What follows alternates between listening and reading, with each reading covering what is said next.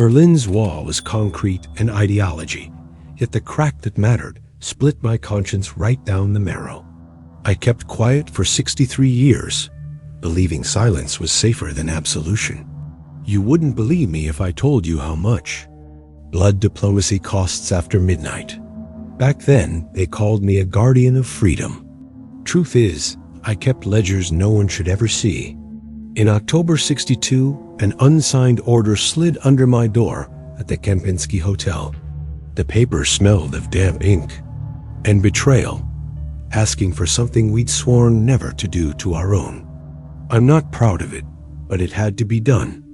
Or so I insisted, while Checkpoint Charlie glowed under searchlights like a dissected nerve. Maybe I was just a pawn too, yet pawns remember every move that breaks them. What I found between those flags never reached any report, but it tilted the Cold War's balance as the world slept through its own funeral march. Tonight, before the morphine erases these sins forever, I'll drag the truth into daylight. Before I regret saying any of this, hit like, subscribe if this already makes you uncomfortable, and comment your city and the time there. It was 3:14 M when the slip of paper slid under my hotel room door. No knock, no footsteps. Just the quiet scrape across the floor, like a whisper you're not supposed to hear. I hadn't slept anyway. Too many nights had stacked up inside me by then. I picked it up, and even before reading it, I knew. There was no letterhead, no protocol, no clearance stamps. Just my name, Donovan Clark. And below that, 3 lines typed on a machine I'd learned to recognize by the slight misalignment on. It's E. Someone in Langley still remembered me. Or wanted me gone. The message was clear.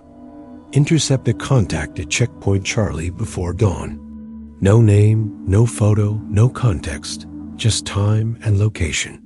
That's not how we worked. That's how people disappeared. I sat back on the edge of the bed, still in my shirt from the day before. Lit a cigarette with fingers that trembled more from memory than fear. Berlin was quiet outside. Too quiet for October. Usually, around 3 a.m., you'd hear the bark of boots, the hum of a patrol car, someone vomiting schnapps into a gutter.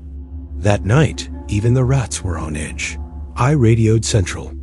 Command, standard check-in. No response. Switched to the backup frequency. Nothing. Static. That's when the knot settled in my gut, not the good kind that keeps you sharp. The kind that tells you the game already started and you're the only one still reading the rules. I left the hotel with a burner radio in my coat and a .32 under my waistband. No badge, no agency tags. I walked. The city was asleep, but it felt staged, like someone had told Berlin to hold its breath. A black Volga was parked across the street. Engine. Cold, windows fogged, Eastern build, but no plates. It didn't follow me. Didn't need to. Message received. Checkpoint Charlie was glowing under the harsh white of floodlights. American MPs were pacing their routine like marionettes. But one of them, Private Lewis, I think looked at me and didn't nod. He always nodded. That was our code for all clear. This time, he scratched his ear instead. That wasn't part of the book. I took my position behind a kiosk that hadn't sold newspapers since the wall went up. A good vantage point.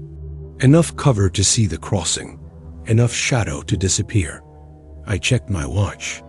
4 minutes past the assigned time. Then 5. Then 7. Then I saw him. Or maybe a figure. Trench coat. No hat. Moved like he knew where he was going, but didn't care who saw him. Eastern side. Hands in pockets. Eyes straight ahead.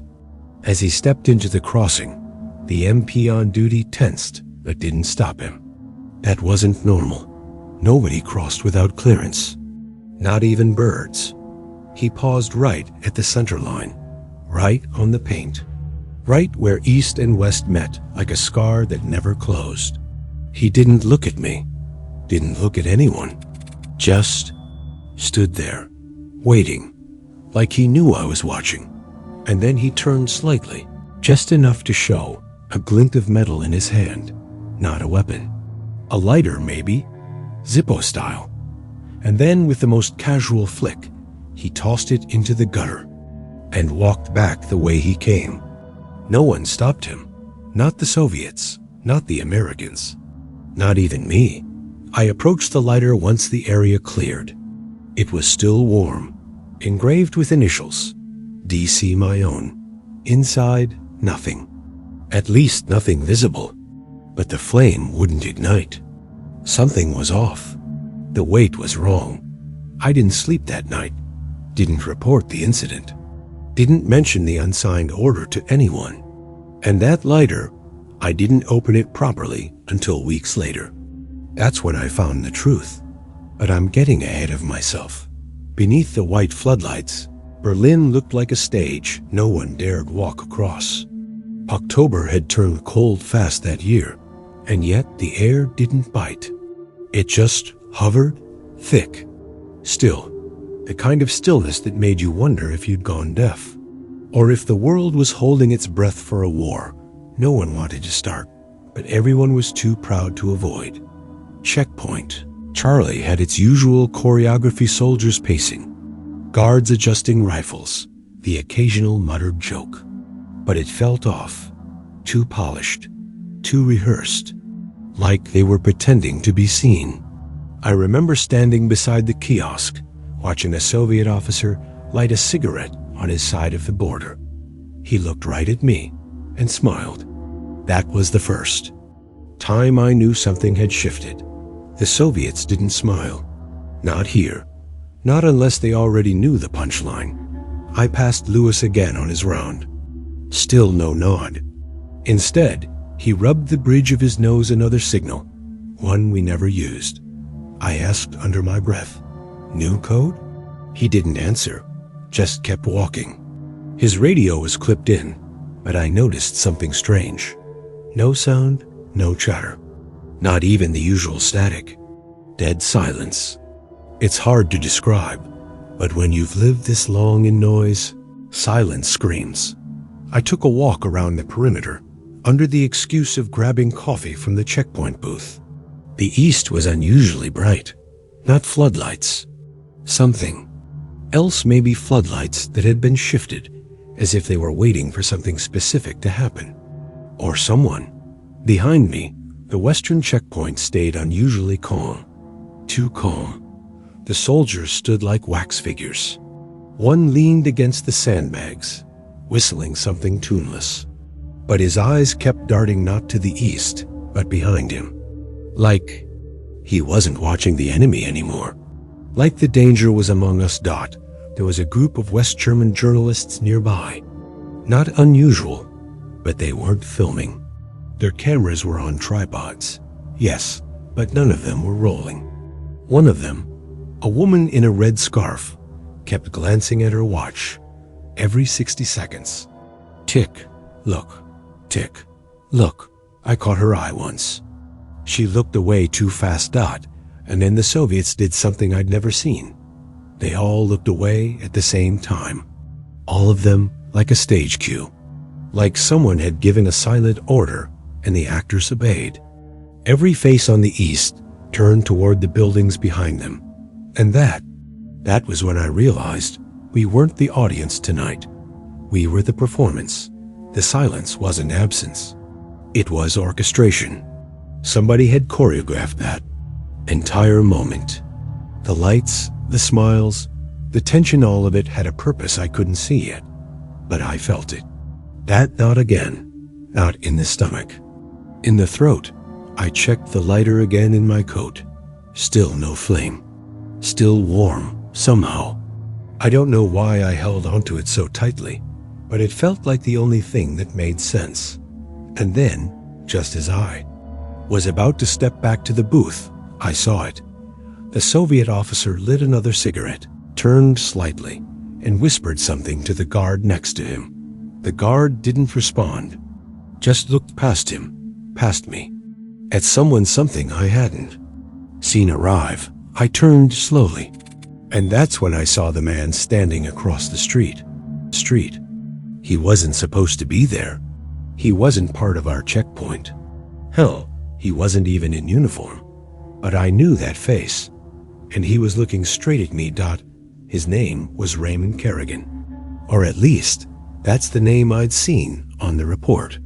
From Prague, back in '59.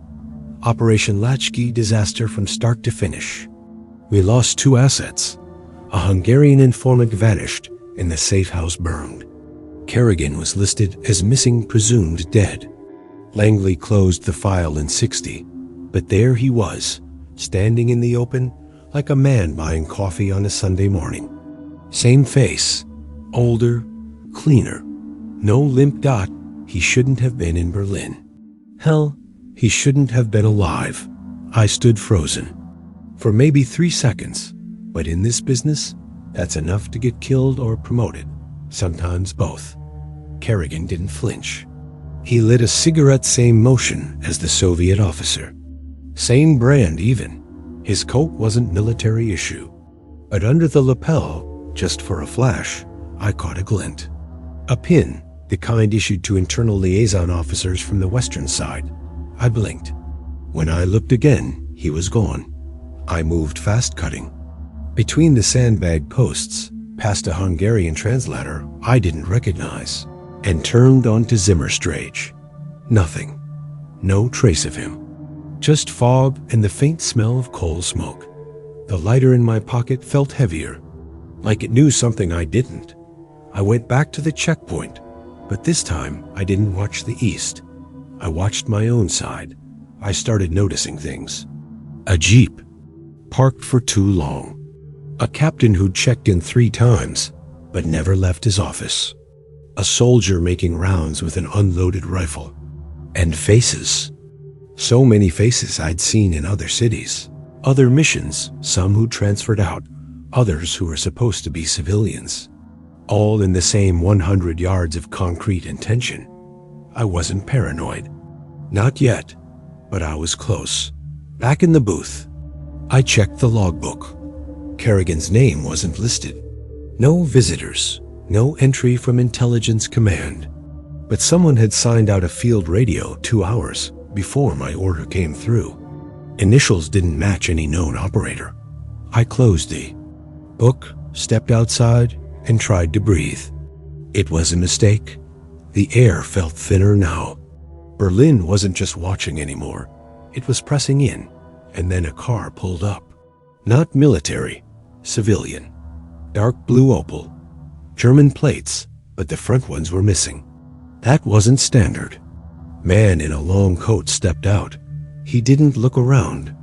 Didn't speak. Just walked directly to one of our MPs, whispered something, handed him a sealed envelope, and got back in. No one stopped him. No one reacted. I grabbed the MP as soon as the car vanished down the street. What was that? I asked. Nothing. Sir, courier delivery. From where? Didn't say, sir. Just said to give it to you. The envelope was blank. Inside, a single Polaroid. Black and white, grainy, but clear enough to show the moment. Kerrigan had crossed into the American sector. Time-stamped, stamped, and on the back, a single handwritten word. Run. My hand tightened around the photo until it crumpled. There was no protocol for this. No contingency plan. Either Kerrigan was back from the dead for a reason, or someone wanted me to think he was. Both options were bad, but only one of them meant I wasn't alone. Checkpoint Charlie had seen its share of strange things, defections, standoffs, a tank, or 2 pointed just a little too eagerly. But that night, it felt like the eye of a storm that hadn't yet touched the ground. Every movement, every glance, was laced with something else. Not fear. Anticipation. At 4:48 a.m., I spotted a man stepping out of a Soviet truck. No insignia, no escort. Just a wool coat that looked too clean for a border handoff. He moved with that practiced indifference, like a man who's crossed. Lines before and didn't care which side called him enemy. In his hand, a dark leather briefcase. No markings, no tag. But from the way his fingers held the handle, I knew it wasn't papers he was carrying. He walked slowly, deliberately, to a Soviet officer near the crossing. They didn't speak. No nods. No ceremony. Just a transfer one hand to another. As if the case had always belonged to the second man, I reached for my radio. Still dead. I scanned our side for reactions. Nothing. Our guards didn't flinch. But across the way, a junior Soviet officer, barely 20, maybe less, stumbled slightly, caught off guard by the handoff. He looked directly at me, panicked, before another officer snapped his head forward with a sharp word I couldn't hear. That boy had no idea how to fake calm. Whoever that briefcase was meant for, it wasn't him. 5 minutes later, a man in civilian clothes crossed the checkpoint. From the Soviet side. Mid-40s, thick glasses, carrying nothing. Just an overcoat and a tired gait. He didn't look at anyone. He didn't need to. I recognized him not by name, but from Warsaw, 60. He was at the U.S. consulate for exactly 3 minutes during a blackout. Disappeared right after. Tonight, he was walking straight into the American sector like a man arriving home from church. As he passed the halfway point, I felt a shift in the air, subtle, like static before lightning. Then it hit me: the briefcase. Never left Soviet hands. But the man crossing was the signal. The exchange had already been completed. What came next wasn't delivery. It was distraction. The man made it to our side. Our MPs barely acknowledged him. One even saluted, as if he were expected. I followed at a distance, trying not to alert command. He turned down a side street, disappeared into a building I knew belonged to an old printing company that hadn't printed anything since. 58. I stayed back, counted the minutes. No one came out. Back at the checkpoint, the Soviet officer who'd received the case was gone. So was the boy. Only the truck remained, engine still running. And then at 5:09, aimed, the checkpoint lights flickered. Just for a second. But it was enough. A figure on our side tossed something into a nearby bin. Casual, like trash. I got closer. It wasn't trash. It was a torn envelope, the kind used for diplomatic pouches. Inside, nothing. But the corner had a red wax seal. Crushed, Soviet crest. None of this made sense alone. But together, it felt like someone was moving. Pieces on a board we hadn't even seen yet. Something had been exchanged. Something was already moving. But whatever it wasn't just crossing the border. It was infiltrating it. And then I noticed something that froze me more than the cold ever could. Lewis, the MP who hadn't nodded, was gone. No transfer log. No reassignment. Just vanished. And no one was asking where. It happened so fast. And yet somehow I felt it coming for hours. Maybe days. There's a kind of pressure that builds before something snaps. You don't see it.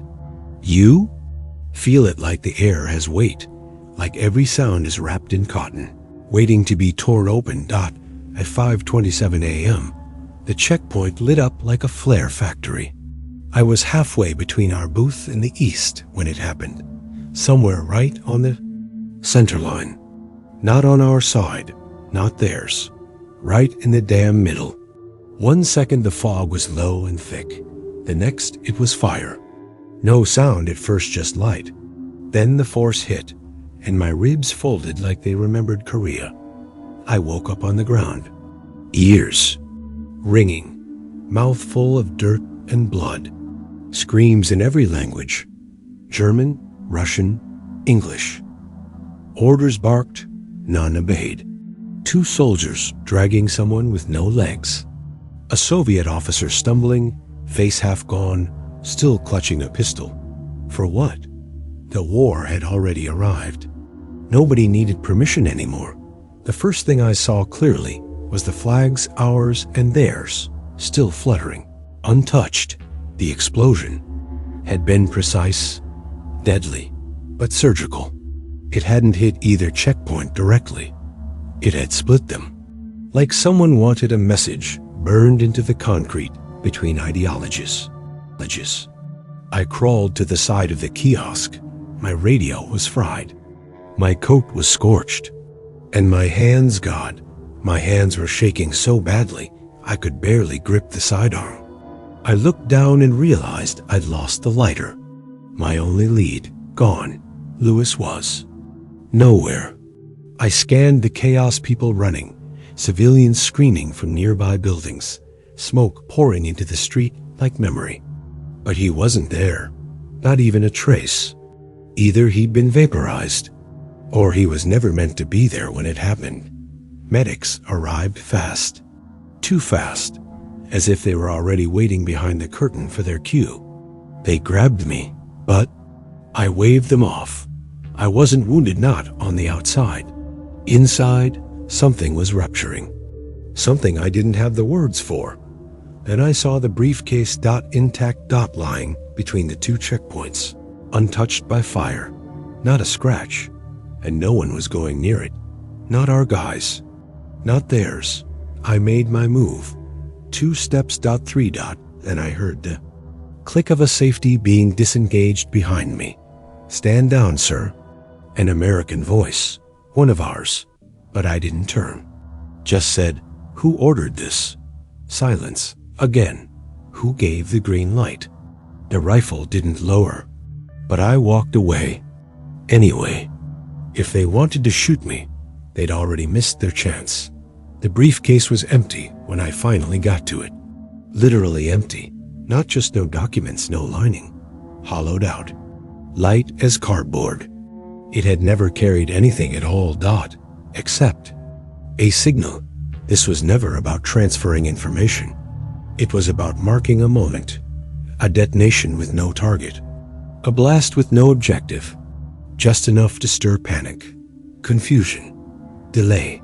I crouched beside the twisted metal and tried to breathe. And that's when I heard the phrase whispered, almost casual, in perfect English behind me. Now they'll both think it was the other.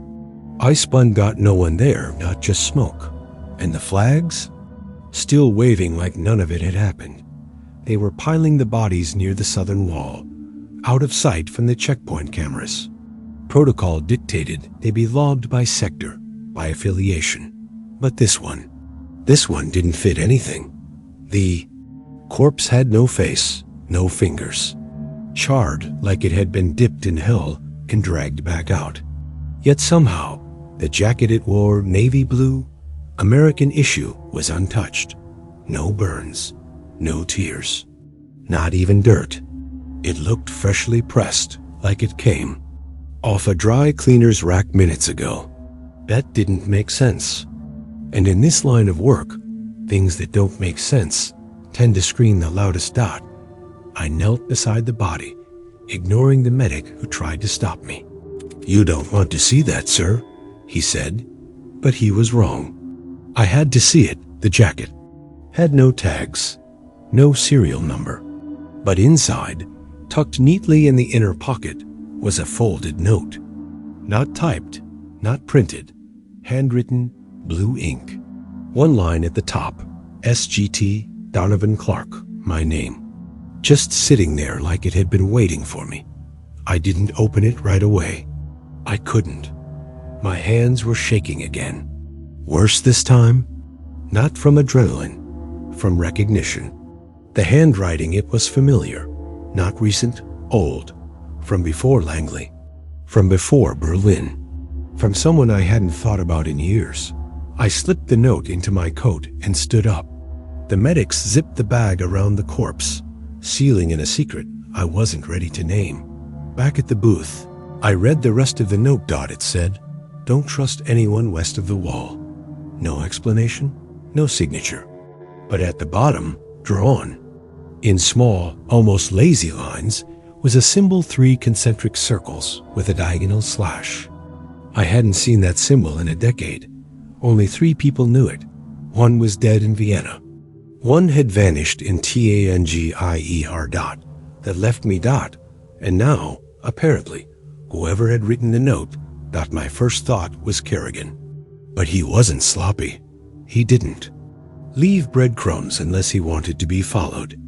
And this felt different, more desperate, like a warning scribbled in the last moments of a man who knew he wouldn't make it. I spent the next hour reviewing checkpoint footage. Half of it was corrupted. The rest showed camera feeds that conveniently froze seconds before the explosion. When they resumed, the angles had shifted slightly. Someone had tampered with them. Both sides blamed the other, of course. But that wasn't the point. Someone didn't want anyone to know what really happened between the flags. I tried to track where the body had come from. No one had seen him cross. No ID, no witnesses. Just appeared in the wreckage like a ghost, wearing my jacket and carrying my name. And yet, I knew what this was. It wasn't misidentification. It was misdirection. Someone was using me as the mislead. If the note had ended up with anyone else, they'd think I was the traitor. Or worse, that I was already dead. Which begged a bigger question. Who exactly was this warning for? Because if it wasn't meant to reach Langley, then maybe it wasn't meant to be found at all. I read the note again that night, long after the smoke had cleared and the checkpoint resumed its charade of normalcy. The words didn't change, but they felt different now. Don't trust anyone west of the wall. It didn't say east. It didn't say Russians. It said west, my side, my people. And beneath it, that symbol, 3 circles and a slash haunted. Me worse than any ghost. It was a mark we'd used during covert training cycles in Ankara, back when everything was still shadows and whispers. It was never logged officially. It existed between 3 agents, me, Kerrigan, and a man named Alton Briggs. Briggs was buried in snow somewhere outside Leningrad. That was 60. And Kerrigan? Well, apparently he'd risen from the dead. Which left only me, unless someone else had inherited the symbol. But that wasn't protocol. Symbols died with the agents, unless the agency wanted someone to find it, or wanted someone to think they were found. I brought the note to my superior, officer in Berlin, Colonel Thorne. He was a man who never blinked unless there was gunfire. I handed him the paper, watched his eyes slide down the words. He didn't react, didn't even look at the symbol. Just said, "Where did you find this?" I lied, said I found it during a sweep of the east perimeter. He nodded, asked no further questions. But something shifted in his voice when he said, "We'll log it and send it to Langley." No mention of the name. No comment on the handwriting. Just procedure. And that's when I knew he'd seen that symbol before. Pocketed the note before he could take it. Thorne didn't stop me. He just smiled, a tight, plastic smile that felt rehearsed. And he said, "Be careful what ghosts you dig up, Sergeant. Some of them aren't ready to be remembered." That night, back in my hotel room, I tore open the lining of the jacket I'd been wearing. Not the one from the corpse, the one I'd worn all week. And inside, stitched under the right breast pocket, was a second message. Same handwriting. It said, "You're next if you follow the tape." No explanation. No date. Just that tape? I didn't have any tape. No audio. No recordings. Unless the lighter. I dug through the scorched remains of my coat from the explosion. Charred fabric. Melted zipper. But somehow, the Zippo survived. Still no flame. Still heavier than it should have been. This time, I didn't just shake it. I pried. It opened with a knife, gently, along the seam of the inner panel. Something inside clicked. And a piece shifted. Not much. Just enough to reveal a compartment barely bigger than a dime. Inside, a roll of thin magnetic tape. Audio. Unmarked. No one on our side. had that kind of concealment tech in '62. And the Soviets sure as hell didn't either. That wasn't supposed to exist. No agency had issued it. No blueprint matched it. And yet, it was real. And somebody went through hell just to get it into my hands. Now the question was, who recorded it? And what was worth burning a man alive just to deliver it? I didn't play the tape right away. You don't rush something that comes wrapped in fire and buried inside a lighter with your initials on it. You wait. You prepare. You convince yourself it's not going to say what you already fear it will. Borrowed an old reel-to-reel player from a technician I trusted well, as much as you can trust someone when your own side might be setting you up. Told him it was for an intercepted Soviet training broadcast. He didn't ask questions. The good ones never do. I took the machine to the basement of an unused building near Tiergarten. The walls were thick, the electricity unstable, and most importantly, the place wasn't on any of our active rosters. It was where ghosts went to hide when they couldn't afford a grave. I threaded the tape slowly, carefully. It was fragile, thinner than standard, like someone had shaved it by hand. Not even Langley's labs had that kind of precision. I hit play. At first nothing, just static. Then a voice. Male, American. Mid-40s, maybe. Calm. Too calm. This is Echo 6. Confirming drop at grid 4A. Target neutralized. Secondary asset compromised. New directive in play. Authorization? Gemini.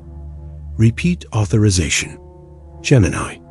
I froze. Gemini wasn't a directive. Not officially. It was an internal coding name buried in a clearance tier, so high most people in Langley didn't even know it existed. I'd only heard it once back in '59, whispered at a dinner party in Ankara, right before an operative vanished over the Black Sea. Now someone was saying it like a shopping list. The voice continued. Transfer. Briefcase to intermediary. Civilian apparel. Handoff timed with minor detonation. Objective. Destabilize bilateral control.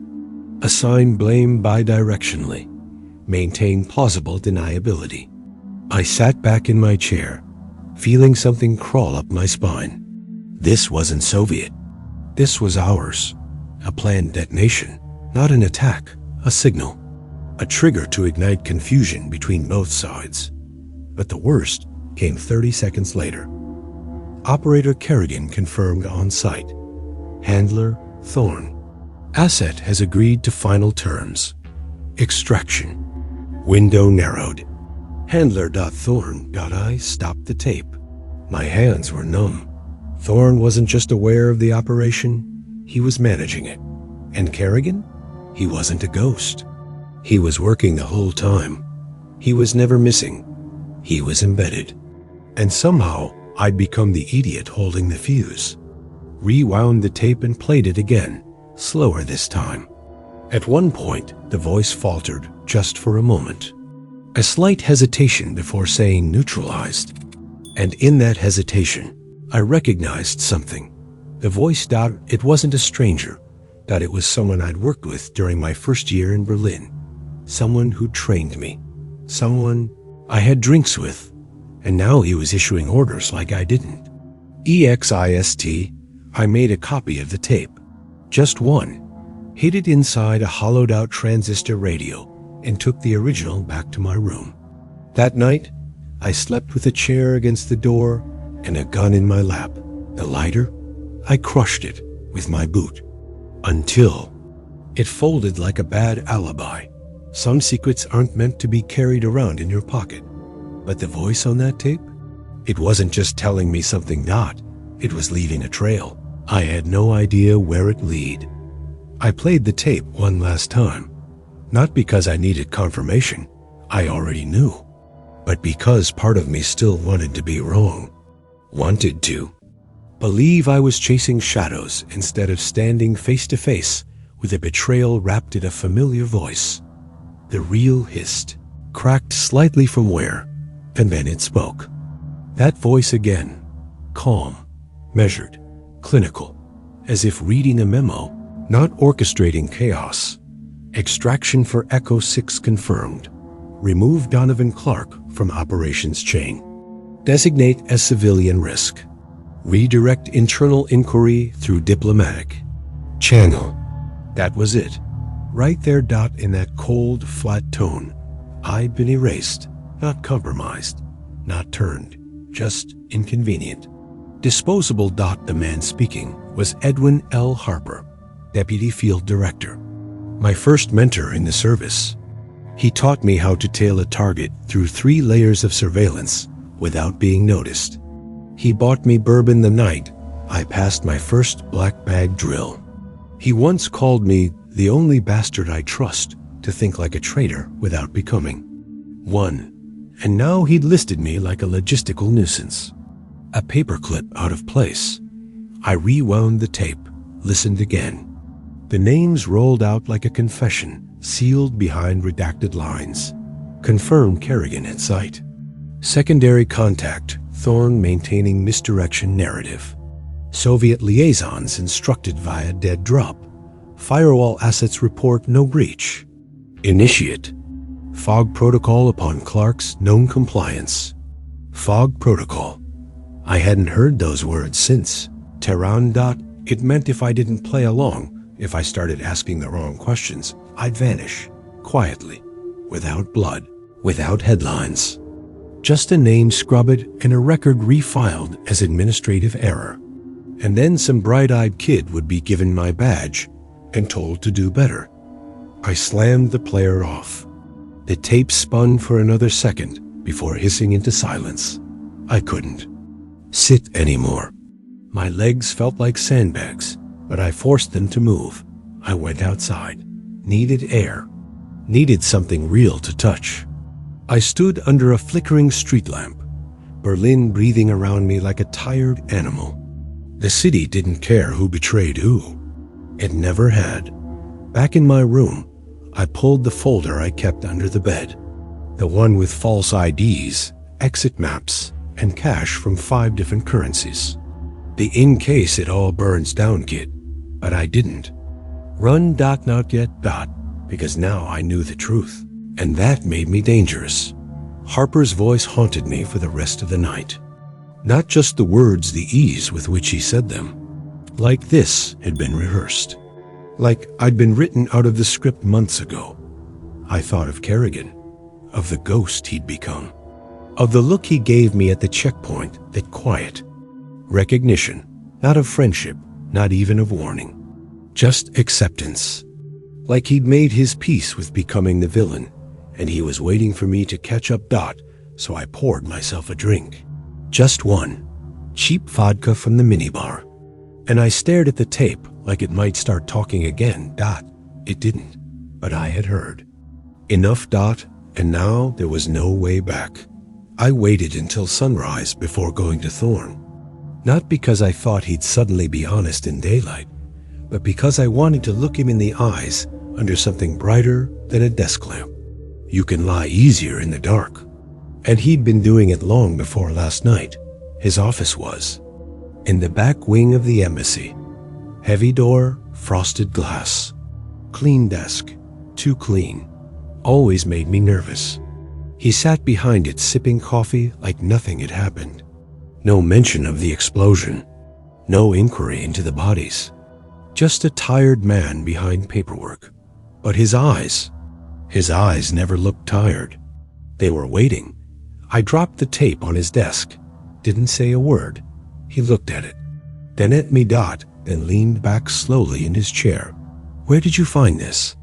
You? Know damn well where. He didn't smile. He didn't blink. Just nodded once. Picked up the tape like it was an old coin. Turned it in his hand.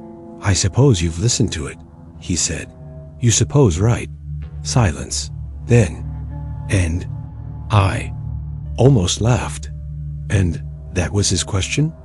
You put a bullet in everything we pretended to stand for, I said. That's the and, he exhaled through his nose. No emotion. You weren't supposed to hear it. And yet here we are. He stood and walked to the window, Berlin outside, gray and indifferent. He watched it like it might forgive him. "We don't get to choose the tools," he said. "We just sharpen them. That why you let Kerrigan come back?" He didn't answer. I pressed. "You handled the handoff. You orchestrated the cover.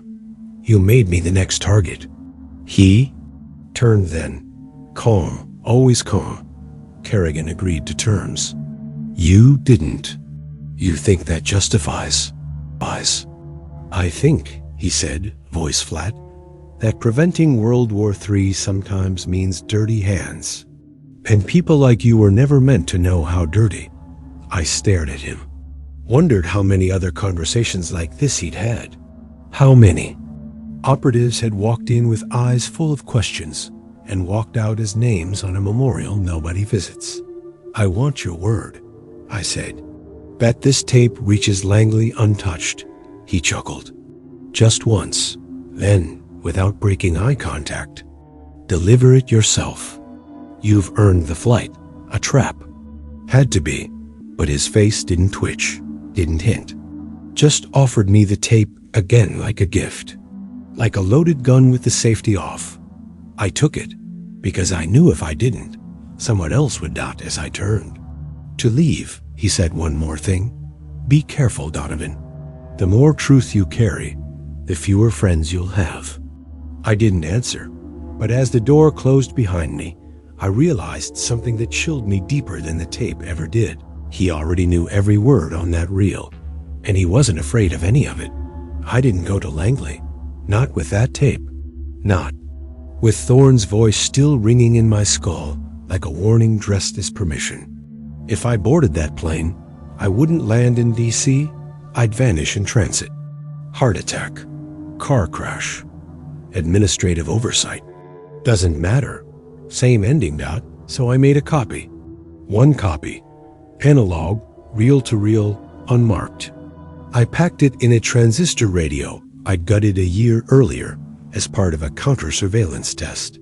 That radio had never transmitted a damn thing until now. Then I started thinking, where do you leave something in Berlin that could survive you? Where no one would notice, but someone maybe someday could find it. Answer: Friedrichstrasse. The U-Bahn station was the perfect contradiction, heavily trafficked, dimly lit, crawling with east and west alike. A crossing point that pretended to be neutral, and full of places to hide something no one knew they were looking for. I arrived just before midnight. No disguise. Disguises make people look twice. I wore the same coat I'd worn all week. Wrinkled, civilian. Anonymous. Platform 3. Southbound side. Third bench from the exit. I unscrewed the bottom panel, an old trick from when we used to. Stash-coded messages and hollowed-out bolts and chewing gum tins. Slid the radio inside. Pressed it into the dark. Clicked the panels shut. That was it. No ceremony. No witnesses. No goodbye. But my hand lingered. Just for a second. Like maybe I was touching the last piece of myself. I could trust Dot as I turned to leave. I caught movement out of the corner of my eye. A man, trench coat, reading a newspaper printed upside down. Nobody reads News Deutschland on that side of the platform. Not unless they want to be seen doing it. He wasn't looking at me, but he didn't have to. His message was clear. You're late. I kept walking, slow, deliberate. Didn't change pace. Didn't break stride.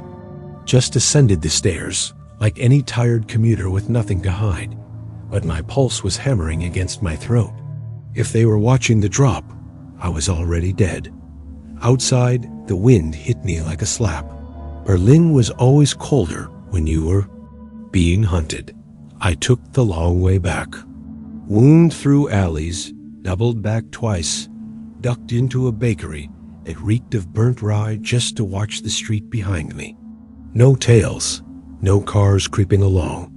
Just a drunk pissing in an alley and a woman walking too fast in heels that didn't fit, but still, I knew they knew. Back at the hotel, I packed light. Just cash ID. and a Beretta I hadn't used in years. My plan wasn't to run, not yet. I just wanted options. Before bed, I made one more copy of the tape, labeled it something stupid polka. Rehearsal, 1957, and stuffed it inside a music case with broken strings. I placed that in the back of the closet, behind the radiator. If they came tonight, they'd find the case, but not the truth, because the truth was sitting underground, waiting. For who? I didn't know. Maybe no one. But if it outlived me, maybe. That would be enough. I didn't go to Langley. Not with that tape. Not with Thorne's voice still ringing in my skull like a warning dressed as permission. If I boarded that plane, I wouldn't land in D.C. I'd vanish in transit. Heart attack. Car crash. Administrative oversight. Doesn't matter. Sane ending. So I made a copy. One copy. Analog, reel to reel. Unmarked. I packed it in a transistor radio I'd got it a year earlier as part of a counter-surveillance test. That radio had never transmitted a damn thing until now.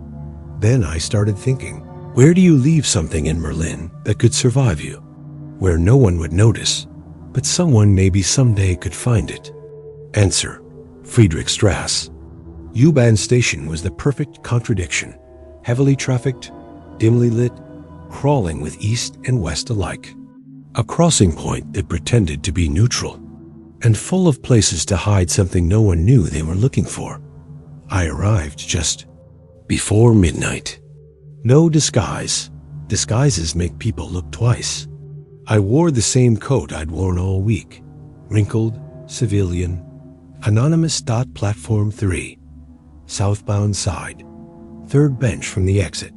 I unscrewed the bottom panel, an old trick from when we used to. Stash-coded messages and hollowed-out bolts and chewing gum tins. Slid the radio inside. Pressed it into the dark. Clicked the panels shut. That was it. No ceremony. No witnesses. No goodbye. But my hand lingered. Just for a second. Like maybe I was touching the last piece of myself I could trust. As I turned to leave, I caught movement out of the corner of my eye. A man, trench coat, reading a newspaper printed upside down. Nobody reads News Deutschland on that side of the platform. Not unless they want to be seen doing it. He wasn't looking at me, but he didn't have to. His message was clear. You're late. I kept walking, slow, deliberate. Didn't change pace. Didn't break stride. Just ascended the stairs like any tired commuter with nothing to hide.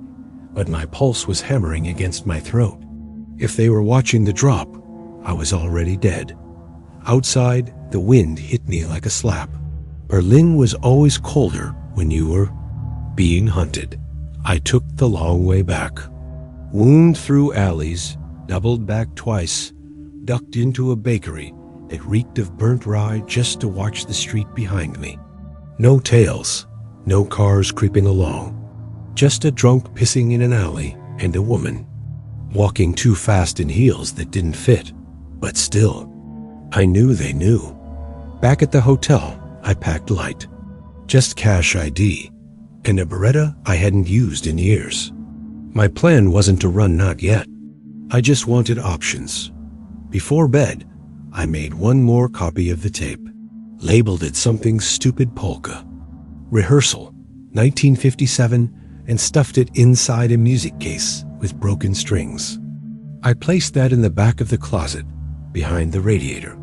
If they came tonight, they'd find the case, but not the truth, because the truth was sitting underground, waiting. For who? I didn't know. Maybe no one. But if it outlived me, maybe. That would be enough. Te gusto esta parte o quieres cambiar algo antes de que continue con el siguiente tópico. After Friedrichstrasse, I stopped being a man with a mission. I became something else. A loose thread.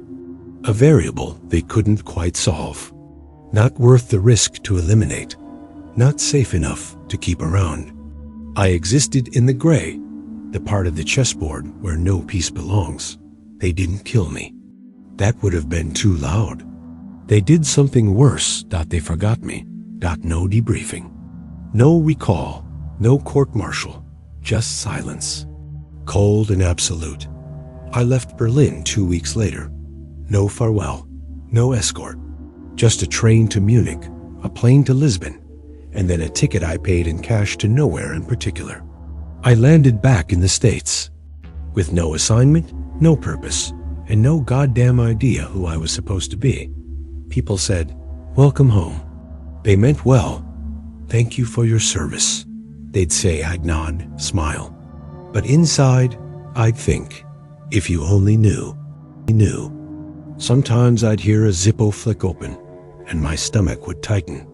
Other times, I'd hear German spoken softly behind me in a supermarket, and nearly reach for a weapon I no longer carried. Years passed like fog thick, quiet, unmarked. I worked. Civilian jobs. Changed names. Kept a suitcase packed, always. Never married. You can't build anything solid on top of quicksand. Once, in '78, I visited DC, walked past the agency building.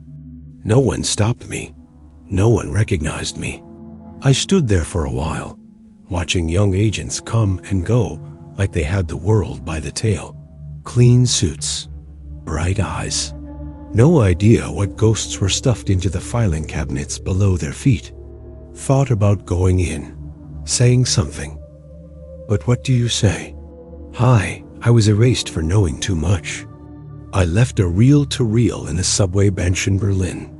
Maybe don't let Harper write your mission protocols. No, you don't say that. You just keep walking. In the 90s, they started declassifying old Cold War documents.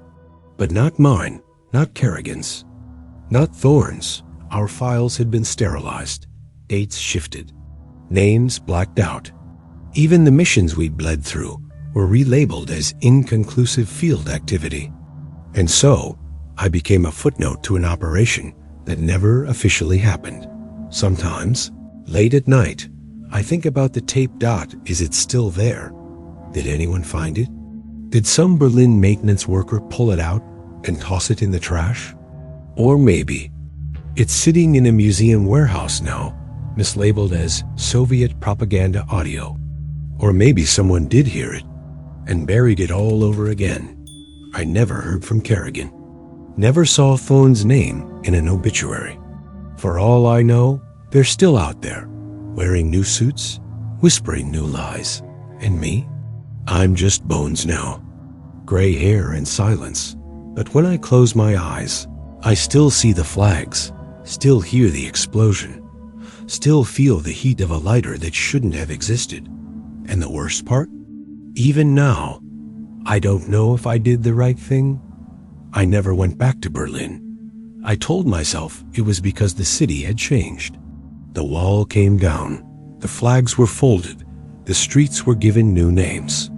But the truth is simpler. I didn't want to see what they built on top of the silence. I stayed quiet all these years because I thought that was the cost of survival. You bury things deep enough, maybe they stop breathing.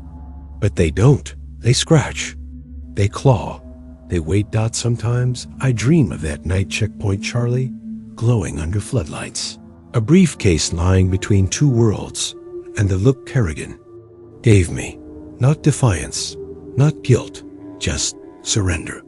Like he'd made his peace with what he was. I envy that. I never made peace. Just distance. Now, the doctors say I have months, maybe weeks. My lungs, the old bastards, finally gave out. Probably deserved it. You don't carry poison that long and expect to walk away clean. So I recorded this. Not to clear my name, not to accuse anyone, just to tell the truth, because someone should know. And if you made it this far, thanks for listening. If you heard the whole story, thanks for staying with me until the end. Subscribe if you want to keep hearing what never made it into the history books.